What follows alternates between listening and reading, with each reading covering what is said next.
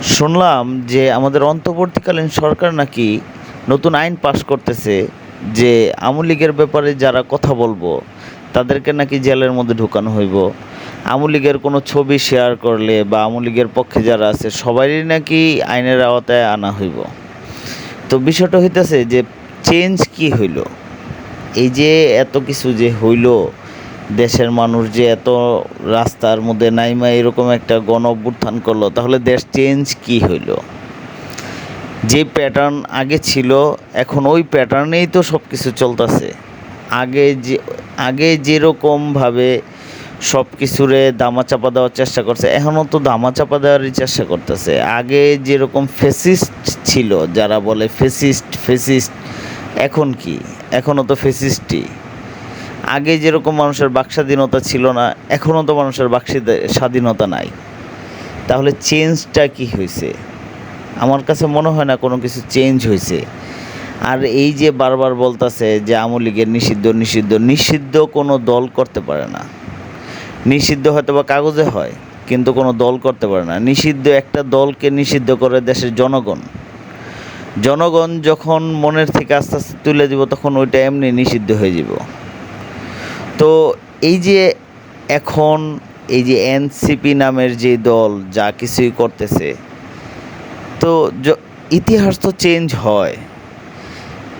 কেউ কোনো দিন কল্পনা করতে পারে নাই যে আওয়ামী লীগ কখনো এরকমভাবে দেশ থেকে চলে যাব বা এরকম কিছু হইব তাদের সাথে, কোনো দিন কল্পনাও করতে পারে নাই। কিন্তু সেটা হইছে, তাও 17 বছর পরে হইছে। তো এখন যারা আসবো বা এই যে এনসিপি যা কিছুই করতেছে, যখন আবার 17 না 34 বছর পরে তো আবার এরকম কোনো কিছু হইব, তখন কি হইব? তখন তো এই যে যেরকম আওয়ামী লীগ যা কিছু করছে এখন এটা ডাবল হইতেছে, তখন তো সেটারও ডাবল হইব।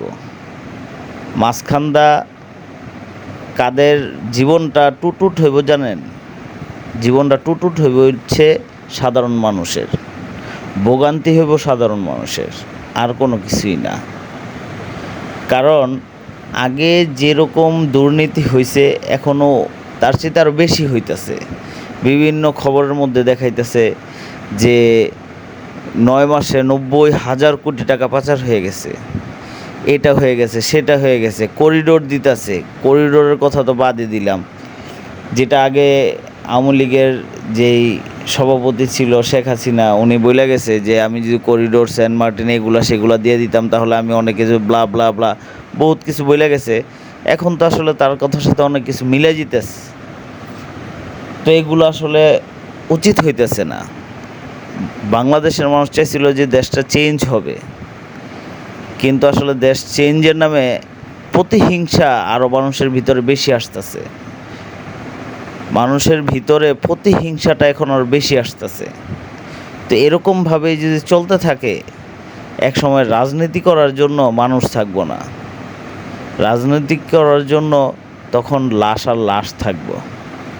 কারণ মানুষ যেভাবে অ্যাগ্রেসিভ হয়ে যেতেছে, আক্রমণাত্মক হয়ে যেতেছে রাজনীতির জন্য, আর রাজনীতির যেভাবে পেশা বানাইতেছে, কিছুদিন পরে কেউ আর চাকরি বাকরি করবো না, সবাই রাজনীতি করবে, যার লুটটা পেটটা যে যা খাইতে পারে।